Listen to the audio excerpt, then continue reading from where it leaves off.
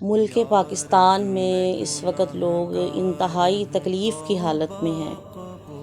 سیلاب کی وجہ سے لوگوں کے گھر بالکل ویران ہو چکے ہیں اور کھانے پینے کی انتہائی قلت موجود ہے۔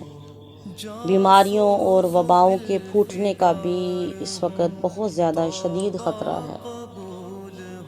ایسی صورت میں ہم سب مسلمانوں کے لیے انتہائی ضروری ہے کہ ہمارے وہ بہن بھائی جو انتہائی مشکل کی حالت میں اس وقت ہیں، ہم جتنا بھی ہم سے ہو سکے ہم ضرور ان کا ساتھ دیں، اور یقیناً اس نیک عمل کا بہت بڑا اجر ہے۔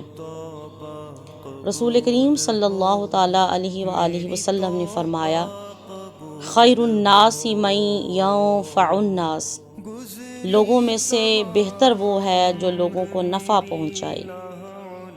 یہ عمل دنیاوی ضروریات پوری ہونے اور قیامت کے دن کی مصیبت دور کرنے کا ذریعہ بنے گا۔ رسول کریم صلی اللہ تعالیٰ علیہ وآلہ وسلم نے فرمایا، مسلمان کا بھائی ہے، وہ اس پر ظلم نہ کرے نہ اسے رسوا کرے۔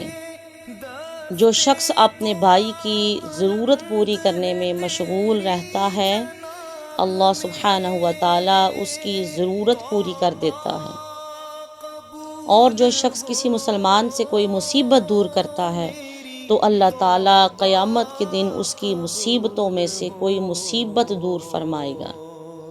اور جو شخص کسی مسلمان کا پردہ رکھتا ہے یعنی عیب چھپاتا ہے، قیامت کے دن اللہ سبحانہ و تعالیٰ اس کا پردہ رکھے گا۔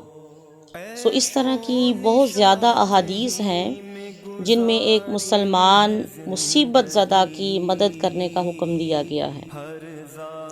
اسلام کے اندر انسانیت سے انتہائی محبت اور پیار سکھایا گیا ہے، لہٰذا اس وقت ہمارے وہ بہن بھائی جو انتہائی تکلیف کی حالت میں ہیں اور انتہائی مجبور ہیں، ہمارے لیے بہت ضروری ہے کہ جتنا بھی ہم سے ہو سکے ہم ضرور ان کا ساتھ دیں اور ضرور انہیں اس مشکل سے باہر نکالیں۔